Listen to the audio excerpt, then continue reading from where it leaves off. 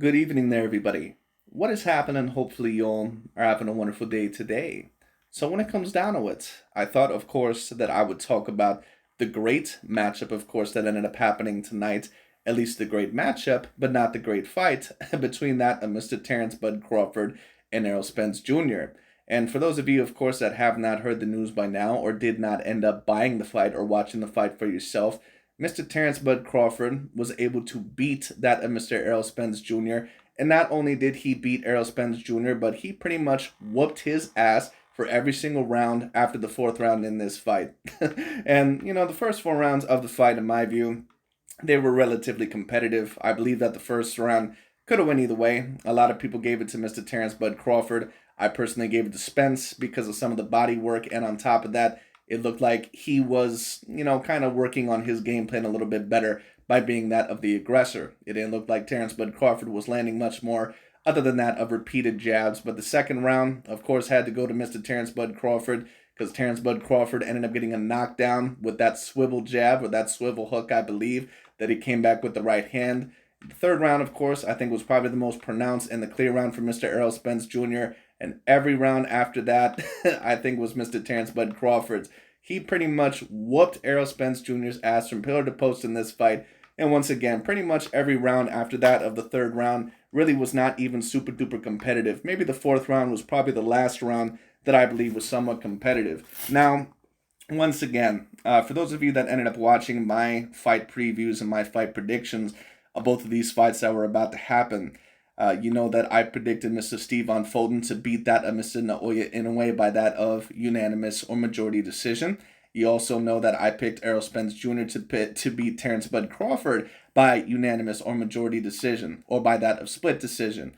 And if you would have told me that not only have both of my fight predictions been wrong, and I'm not really surprised about that, like I even said in my previous couple of videos, if there is any potential fights, probably within the past several years, where I'm going to get two big fights wrong in a row, it is going to be these two fights right here, just because they're so razor thin close. Mr. Inoue against Fulton, there were so many factors heading into that fight, and neither fighter had ever fought a fighter like that before in their career. But what was so particularly interesting about that fight, which was that Mr. Inoue, he made it look easy, and he made it look like Mr. Stephon Fulton, that he basically was a guy that was just an average fighter, and that's truly what the all-time great fighters do. Well, in very similar fashion, Mr. Terence Bud Crawford, he made Errol Spence Jr. look like basically an average level fighter. I mean, I've seen other fighters like Sean Porter and other fighters like that win more rounds against Mr. Terence Bud Crawford than what Errol Spence Jr. did tonight. Now, of course, does that mean that those fighters are better or greater than that of Errol Spence Jr.? Absolutely not. But what it does mean is that Mr. Terence Bud Crawford, like I said in my fight prediction video, he would have to pull out a performance that I had never seen from him before. His defense would have to be better than any of the other fights that I had ever seen. His power was going to have to affect Errol Spence like no other fighter had been before. And on top of that, he was going to have to try to not get hit. And, his chin was going to have to withstand that. Those are the main faults that I worried about Mr. Terence Bud Crawford, because at times he does get hit a little bit too often. It's also not impossible to hurt him because Mr. Terence Bud Crawford has been hurt several times in his career. Of course, that doesn't always mean the main factor of losing a fight. But Errol Spence, in my view, he had never really been super duper badly hurt in a fight, probably before. Maybe against Sean Porter, maybe a little bit against Kell Brook. But I gotta say, probably the biggest surprise for me in this fight was Mr. Terence Bud Crawford's power. And of course, we all know that Terence Bud Crawford has power. But the fact that he was basically able to make Errol Spence Jr. look like a little boy in that ring when it came down to it, there's really no other way to put it, was probably the biggest surprise for me. And there's not many surprises that happen for me in boxing because I've been watching it for many years. But like I said, these past two fights, they have grandly surprised me, especially this fight right here. And I said that if Terence Bud Crawford was actually going to be able to compete with that of Errol Spence Jr.'s power, especially in the mid-range, and if he was able to show that he can back Errol Spence Jr. down, Errol Spence will lose this fight. And I was correct in that matter, but what was just so surprising to me is that I just didn't expect Terence Bud Crawford's power to really be that impactful. And once I seen that right hand really land against Errol Spence Jr. in that second round, I knew that Errol Spence was in very deep trouble because, like I said, in my personal view, for Errol Spence, for his best chance of winning the fight, he was really going to have to try and win the first 3 to 4 rounds of the fight because that's usually when Terence Bud Crawford is at his weakest. As what I said for Mr. Terence Bud Crawford, he was going to have to start at his strongest. He was going to have to start a little bit faster in this fight than what he usually was used to. And, he still started a little bit slow within the first 3 rounds, but that knockdown that he ended up getting in the second round, I think that really flustered Errol Spence Jr. He had never been knocked down before, and there was just several times in this fight where Terence Bud Crawford, even against Errol Spence Jr., he was able to move him around pretty much at will, and he was able to hurt him pretty much at will. And really, that's just astonishing because the way that Errol Spence has been against several other fighters, against Sean Porter, against Danny Garcia, against Kell Brook, against other fighters, there might be one that I'm missing, even against Yordenis Ugas, all those guys hit him, and there was never a time where I thought that Errol Spence Jr. was in true, serious trouble of getting stopped in that fight, or even super duper badly hurt. As soon as Terence Bud Crawford, I believe as soon as that 5th or 6th round hit, I knew that Errol Spence wasn't going to last past 10 rounds. Because Terence Bud Crawford, once that 4th round started, I believe, he showed that he was able to back up Errol Spence Jr. and that he was actually able to compete with him on the inside and that his defense was actually even better than that of Errol Spence Jr.'s, which also was a little bit of a surprise to me because Errol Spence has always showed me that I thought that he was the slightly better defensive fighter. Now, in my view, Terence has always been the slightly more skilled fighter of the two. Like I said, in my view, he has the faster hands. He has that of the faster and the better feet. It isn't that Errol Spence has bad feet, but at times his stance is a little bit too wide. And when you back him up, sometimes his footwork, it can be a little bit awkward. That showed a little bit in this fight. Like I said, if Terence Bud Crawford was going to win this fight, he was going to have to utilize his feet. He was going to have to use his elite counter-punching placement. And he was going to have to try to get Errol Spence to run into a good 1-2 or to run into his punches. And, that's exactly what he did in certain regards. But a thing that Terence Bud Crawford also did very well was that he pretty much controlled wherever Errol Spence, wherever he wanted Errol Spence to go. And that also was a little bit of a surprise to me. Not that, I've never seen Terence Bud Crawford do it against an opponent before. But with someone of Errol Spence's stature and his level of power, especially within his hands, I was really massively surprised that Terence was able to move him around really so relatively easy when it came down to it. There was times where he was moving around Errol Spence, like I said, like he was his son and he was his father trying to give him an ass whooping. So like I said, very interesting performance by Mr. Terence Bud Crawford. I thought that was one of the main factors. He was really doing very well every time that he would throw a jab, the right jab, of course. Errol Spence Jr. would duck to the right, and Terence would immediately throw with that left. Errol Spence at times would try to tie him up, but Terence was better within the clinch and better on the inside, which is also something that, I was wondering about, because a lot of the times when Terence Bud Crawford throws certain exchanges, especially on the inside, he gets a little bit too reckless and he may get hit with something. You can see this in the Yuriorkis Gamboa fight and the Sean Porter fight, but what Terence Bud Crawford really showed today is how great he actually always was. Now, do I believe that he was ever truly the number one pound-for-pound fighter before this fight? No, and it doesn't mean that he wasn't there in terms of skills or in terms of dominance, but in terms of resume, in my personal view, just in terms of the amount of A-grade fighters that he beat, he never was truly there.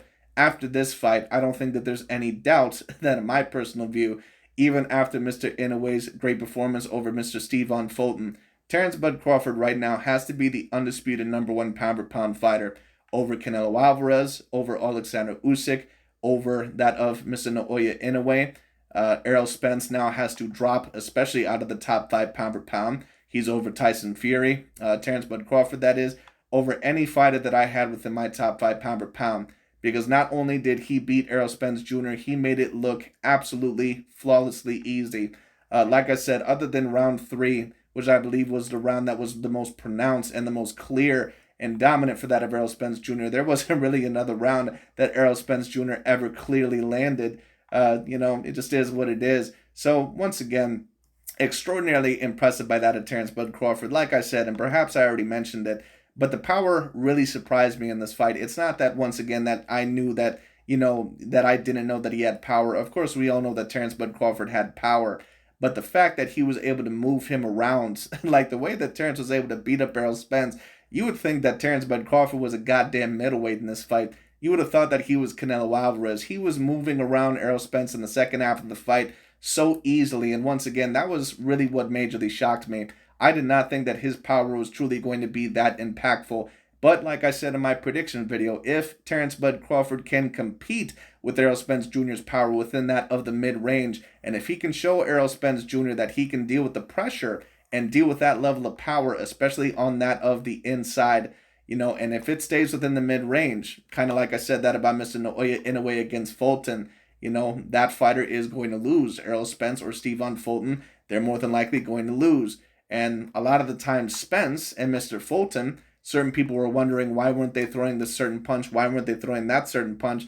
That happens a lot of the times when you're in the ring against an all-time great fighter. Like a lot of the Deontay Wilder fanboys, when Tyson Fury whooped Deontay Wilder's ass, a lot of them were saying, oh, Deontay doesn't look the same and all this other stuff, trying to make those excuses about Fury cheating and all that other shit when it came down to when really the reason why Wilder looks so different is because he was in the ring against a fighter that he had never met before, and that was on a completely different level to him. And Errol Spence, in my view, he's still, you could debate, is an A-plus level fighter, but it just shows you the difference in terms of the levels of certain fighters. At times, there's A-plus level fighters, and at times there is S-level tier fighters, which I believe is a little bit of an anime reference. But when it comes down to it, Terence Bud Crawford, he has to join that realm, in my view, of the Canelo Alvarez's, of, possibly certain other fighters, maybe even Manny Pacquiao and Floyd Mayweather Jr. I'm not quite sure if I would really put him above Floyd or that of Manny Pacquiao just because they accomplished so much in their career. I'm not quite ever sure if he's going to be above them. But where does this win, when it comes to Mr. Terence Bud Crawford, where does this win really put him in terms of the history books? Where does this put him in terms of the pound-for-pound list? I believe at the moment that it makes him the #1 undisputed fighter in the world. I don't think there's any doubt about that because he finally had his 50-50 matchup, a fight that a lot of people, including myself, thought that he had a very big potential or at least a slight potential to lose in this fight, and he made this fight look easy. So basically, he performed a decent amount better than what Andre Ward did against Sergey Kovalev. He performed a decent amount better than what Canelo did against Gennady Golovkin. He performed a decent amount better than some of the other fighters that I've seen overall that were formerly looked at as the #1 pound-for-pound fighter. So Terence Bud Crawford, what I'll just say is this. I'm not quite sure if he would make my top 10 or my top 20 of all time, but I do think that at this moment that this certainly quantifies him probably as a top 30 to top 40 fighter of all time, probably top 30. Because right now, Terence Bud Crawford would be within that same realm as Andre Ward. He would be within that same realm as Canelo Alvarez, at least debatably. He would be within that same realm as Joe Calzaghe, Bernard Hopkins. Those are the fighters that are within my top 30, that at one point in time maybe could have been looked at as pound for pound. And Terence would even be above those fighters for me, because you can debate that he's been more dominant in his career than any of those fighters. The only thing that really puts him down slightly, once again, is that when I talk about A-grade level fighters, Sean Porter and Errol Spence are really the only two confirmed A-grade level fighters that I think that he's ever truly fought. But Terence Bud Crawford was so dominant in this fight that I guarantee you that there's going to be a lot of people saying that Errol Spence Jr. did not look the same in this fight. And that's what the all-time great fighters do. They put on such a dominant and such a classy performance that you actually wonder if it wasn't even the same fighter that they were in the ring with when it came down to it. That's what Tyson Fury did to Deontay Wilder. That's what Floyd Mayweather Jr. did to Manny Pacquiao. That's what Vasily Lomachenko did to Guillermo Rigondeaux. And there's a certain amount of other fighters that, I'm sure it happens to. But Terence Bud Crawford has certainly put another feather in his cap. Of course, he now, I believe, becomes the first fighter ever to win undisputed within two separate weight divisions. And he finally won it, I believe, within that, of great fashion. Not great fashion necessarily, but against an all-time great level fighter. Now, what does this mean for Mr. Errol Spence Jr.? Does this mean, in my view, that he was never a great fighter? No, because he beat several great fighters, or at least very good fighters. He beat Kell Brook. He beat Danny Garcia. He beat Sean Porter. He beat Yordenis Ugas. He beat all those guys, and he beat them, at least the majority of them, quite dominantly. But Terence Bud Crawford is just on a whole different level. And that just goes to show you that you can have two all-time great fighters in the ring, but they can just be of completely two level of calibers. When it came to that of Floyd and Manny Pacquiao, it was showed. When it came to, I'm not going to say that these fighters are all-time great as of yet, but Inoue and Fulton, it showed against that. Naoya Inoue, in my view, certainly will have a great case at the end of his career to be an all-time great. It just goes to show you once again that you can have two A grade level fighters and then just be in a completely different level of class. It was a truly wondrous performance by that of Terence Bud Crawford. But once again, what does this mean for Errol Spence Jr.? Well, in my view, it doesn't really change his career too much, but now he is never going to be in the conversation, in my view, as the true number one pound for pound fighter. He just isn't. As to talk about possibly, and I haven't seen anyone talk about this, but I assume that there is going to be certain Errol Spence Jr. fans or certain people in general that say this. Errol Spence maybe look different. I'll say this just in my personal view. And I always knew that in terms of both of these fighters, that Terence Bud Crawford was always going to be the cooler and the calmer customer of the two. He comes across to me as a killer in the ring, and those guys, they don't have a conscience when it comes down to it. Basically, their mindset is, let's bring it. Bring me the challenge. I'm basically ready to eat my next meal. Errol Spence Jr., he's another one of those guys that are like that. But Terence Bud Crawford is a completely different animal. Errol Spence Jr. Is a Jaguar, while Terence Bud Crawford is a Bengal Tiger. They're just two completely different cats at the end of the day when it comes down to it. Still both dangerous predators. But at the end of the day, Terence showed that he still was on a completely different level. But Errol Spence Jr., like I said in the press conferences, and also even years ago, Errol Spence did come across to me as the guy that was a little bit more nervous to fight Terence Bud Crawford than that of vice versa. Terence does not seem nervous to fight that of anybody. It just is what it is. Now, I still think Terence should have signed with that of the PBC, and I'm not ever going to go with the narrative that Errol Spence was scared of Terence Bud Crawford necessarily, but he knew that Terence Bud Crawford was next. He knew that out of any other fighter that Terence was going to be the real deal. And I think that Errol Spence Jr. knew that Terence was going to be a humongous threat, and indeed he was right. On top of that, what I will say is this. I do think that there is a possibility, and this is just a rumor, there is no conclusive evidence behind it, but just the way that Errol Spence Jr. looked, it did possibly look like he was under the influence of certain drugs, possibly. Now, am I saying that he was poisoned? Am I saying that, he was drugged up to lose the fight? Absolutely not, but I will say this. There are certain fighters that either drink alcohol or smoke weed or something of a sort in order to calm the nerves. Is it very possible that Errol Spence maybe smoked a little something or did a little something right before the fight in order to calm the nerves? Because he did look slightly out of place, at least in terms of certain just not avoiding punches. Just in my view, is it very possible that he thought that the end was near? So basically, he maybe could give himself an excuse or, maybe just to calm the nerves a little bit. There are certain fighters that do that. The Diaz brothers at times will do that. Mike Tyson, I believe, sometimes used to do that. There are certain fighters that do that. But once again, I'm just telling you, just a very slight possibility. Not to take anything away from Terence Bud Crawford's win. Of course, a lot of people will say that what I just said is a ridiculous allegation. And of course, on the surface it is, because there is no proof of that. And once again, that is not to make an excuse. But once again, what I do wonder, because certain fighters, when they notice that the end is near, they'll start drinking a little bit, or they'll start smoking a little weed. For those of you that remember Conor McGregor, when he was against Khabib Nurmagomedov, he was drinking a lot. And, he probably drank before, but he was drinking a lot in those press conferences against Khabib Nurmagomedov. Because when he stared at Khabib Nurmagomedov in the eyes, he didn't see someone that was a fellow competitor. He seen a demon that he was going to have to wrestle with in the ring. He seen someone that was going to have no remorse and someone that was going to be a demon to fight in that ring, someone that was a completely different animal. And I believe more than likely that Errol Spence probably saw the same thing from that of Mr. Terence Bud Crawford. Just my personal view. But once again, don't want to spread any rumors. I'm just saying that, you never know. Who knows? But anyways, that's pretty much about it for today. Thank you guys so much for watching. Gotta say, I have been very decently, thoroughly impressed. Surprisingly, it is a pleasant surprise because I was actually rooting for Terence Bud Crawford in this fight because I wanted to see greatness accomplished, and I was also rooting for Mr. Naoya Inoue. And I don't usually have horses in any particular races. I will cheer for certain fighters here and there, but both Terence Bud Crawford and Inoue, they showed overall who they always said that they were, which is a pair of all-time great fighters. So you have to really give a round of applause overall to both of those fighters. And interestingly enough, two of the former top-ranked fighters or top-ranked fighters, they proved that they could debatably be the clearly and undisputed number one and number two pound for pound. Because right now, who is within the top 5 pound for pound list? Well, Terence Bud Crawford, in my view, he'd be number one, but who's number two? Is it Inoue? Is it Usyk? Is it Tyson Fury? Errol Spence can't be there anymore. Canelo Alvarez is probably still within that conversation. And then people below them, it's like Devin Haney, Dimitri Bivol, Artur Beterbiev. Certain other fighters that maybe I'm not mentioning, Shakur Stevenson. Certain fighters like that, Jamel Charlo.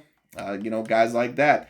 Is Errol Spence even in the top 10 pound for pound anymore? I'm not quite so sure because he only did work within one weight division.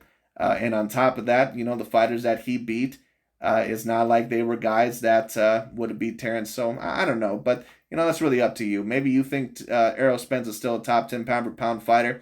If he is top 10 pound for pound, he has to be within my bottom 3. Because it's not like he lost this fight 8 rounds to 4. He got completely obliterated in this fight. It was not even close. So I have to give Terence Bud Crawford a hell of a lot of credit. Like I said, I'm not usually this surprised within that of a boxing fight, but I got to say these past 2 fights, I've been thoroughly surprised. I gotta say that. So I got to give a lot of credit to the people who predicted both Inoue and Mr. Terence Bud Crawford, because I ended up getting both of my fight predictions wrong. Some of the things that I said might possibly happen came to fruition. But like I said, very good performance by both Mr. Inoue and Terence Bud Crawford. Absolutely phenomenal. Absolutely phenomenal. But anyways, that's all about it for today. Thank you so much for watching. I'll talk to you all later.